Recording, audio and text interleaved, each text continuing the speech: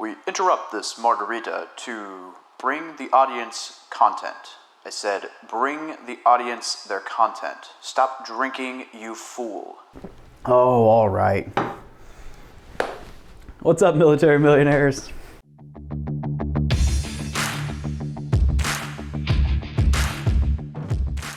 I'm sure by now a large amount of you saw the article that was published at the beginning of April. You know, the article that grossly exaggerated the number of tenants who didn't pay rent in order to stoke the panic that COVID-19 has caused. The moment I saw this article pop up, my spidey senses just started to go off. And the article talks about how 1/3 of tenants didn't pay rent, or 31%, blah, blah, blah, in April. Now, I waited until the end of the month to discuss it because I wanted more data to come in. And boy, am I glad that I waited. So, the article says 31% of tenants didn't pay rent in April. Now, the title of this article, Coronavirus Fallout, 1/3 of Americans missed payment in April, boo, it's very misleading. The first thing you need to know is that this article was published on April 8th. Secondly, the article was based on the National Multifamily Housing Council, NMHC, report, which was published on the morning of April 7th, which means the data was most likely pulled sometime on April 6th. And they count if rent wasn't paid on the 5th or by the 5th, because that's traditionally when it's considered late. Not didn't pay, but late. And thirdly, April 3rd was Easter Friday, April 4th was a Saturday, and April 5th was a Sunday. That means that there were only 2 or 3 days in April for a tenant's check to have cleared by the time this data was pulled for the article. And as every landlord knows, there are always tenants who pay their rent late. Sometimes 2 or 3 weeks late. Heck, I have 2 tenants that routinely do not pay until the 10th or 15th.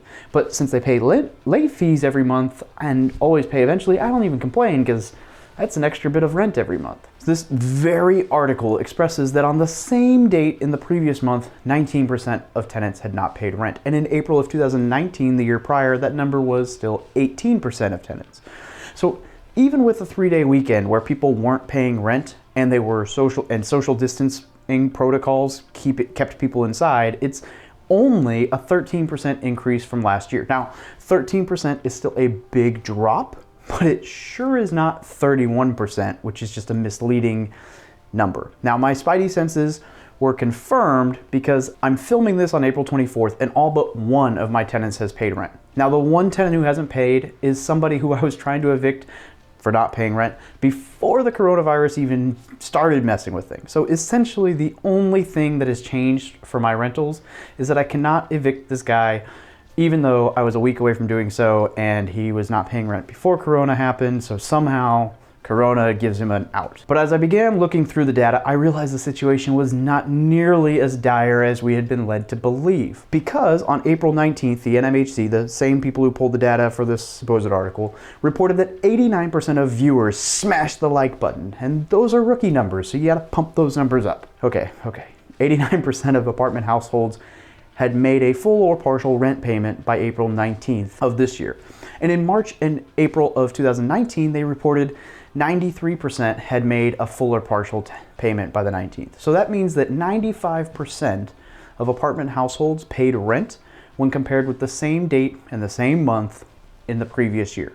Now again, that's still a 5% drop, but it's not 31% of tenants. Look, as scary as some of the media coverage has been lately, the reality is that between the unemployment and the stimulus, a lot of my tenants got a raise this month. Yes, I know that sounds crazy. First, there was the Federal Pandemic Unemployment Compensation, FPUC, which looks an awful lot like a bad word, is an emergency program designed to increase unemployment benefits for millions of Americans affected by the 2020 novel coronavirus pandemic. FPUC was established by the CARES, Coronavirus Aid, Relief, and Economic Securities Act. This is the $2 trillion coronavirus emergency stimulus package signed into law by President Trump, or not your President Trump, whatever, however you feel, on March 27, 2020. This isn't about politics, don't get into that. Under FPUC, eligible people who collect certain unemployment insurance benefits, including regular unemployment compensation, will get an extra $600 in federal benefits each week through July 31st, 2020. So In the state of Missouri, where the majority of my rentals are, unemployment is $320 a week. So let's break this down real quick. FPUC is $600 a week. Missouri State is $320 a week. Stimulus is $1,200 per adult, $500 per child. I talked to all of my tenants to let them know how to apply for state and federal unemployment if they lose their job. This allows my tenants to earn up to $920 a week, or approximately $47,840 a year for being unemployed. Now, according to citydata.com, where I get a lot of my market data, the median household income in Missouri is $53,578. However, in my city, it's only $36,421. Now, that means that without including the stimulus, any one of my tenants who got laid off could potentially be earning $11,419 more annually than what they were if they were the median household income in the city to stay home and to spend less money. Now, I know Missouri is a very affordable state and to live in and but weekly unemployment amounts increase or to even double or triple this amount in more expensive states. So not all of your tenants will be getting a pay raise, but they might not be in nearly as bad of a situation as you are led to believe. So here's a few different strategies that you need to learn and utilize to talk to your tenants and help solve this problem to make it through everything. Look, whether you like it or not, real estate is a people game, and you need to be able to work with people from all walks of life if you want to be a successful real estate investor. Yes, that includes your tenants. So the first thing I recommend doing, if you haven't done so already, is sending your tenants a letter. In this letter, you show empathy towards their situation. Empathy, not you show empathy. And you give them information about applying for the federal and state unemployment. This is a win-win. They make some money for being unemployed, you get rent. The point of this letter is to extend kindness and resources in order to help them navigate the COVID waters and to keep themselves afloat. Ensure that you are the top of mind. People will pay the most important bills first. If your tenant thinks their car is non-negotiable, but their mortgage is, they will pay their car payment first. So make sure your tenants understand that you, as the landlord, are the most important bill. You do this by being firm but fair in your dealings with them.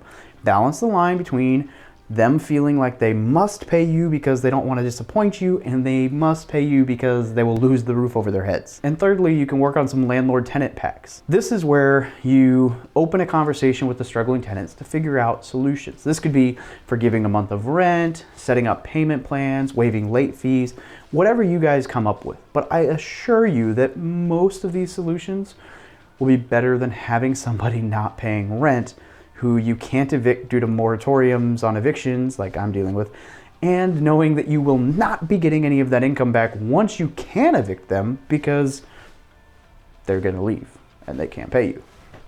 And then if all else fails, you as the landlord can file for forbearance with your bank, which essentially defers your mortgage payment for the time being, but you will have to pay it back generally within the year depending on your bank. I definitely don't recommend this except as a last resort, but it is an option. Now, I don't recommend it because A, real estate investing is a people sport, and I do not want to be known as the investor who needed forbearance to survive COVID. I want my lender to know that my business can weather any storm, and I think you should want that too. It's in your best interest. And B, my bank is currently requiring a statement of understanding of forbearance. In this SOU, I had to certify that I understand what forbearance was and that I've not had to use it in the last 7 years. So if you plan on needing bank financing in the near future, I would not touch forbearance. And C, I don't know about you, but I'm skeptical that forbearance would get correctly annotated. Imagine thinking it was done correctly and then a missed mortgage payment appears on your credit report. Now, that's obviously not going to be the case in most situations, but I wouldn't touch forbearance with a 10-foot pole unless it was my absolute last resort before filing bankruptcy, which is why you need to be conservative in your numbers, especially vacancy right now. You need to be much more conservative with vacancy right now than you normally do if you're buying any real estate. So here are some pointers and what I'm doing at the moment to ensure that I survive this mess. First, you need to ensure that you are budgeting increased vacancy for the near future. I said that. I just didn't realize I was going to ad-lib that earlier, and now I've got it in the actual video. You need to store more liquid reserves in order to ensure that you can weather this storm. So if you buy a rental, don't over-leverage it. It is okay to have to pay 25% down and have an equity buffer. You can always get it back later. Slash your expenses.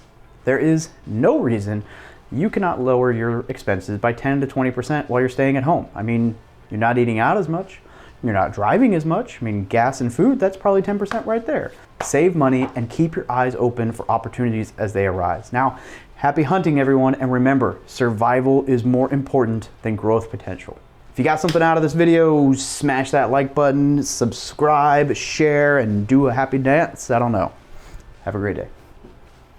Back to my marg.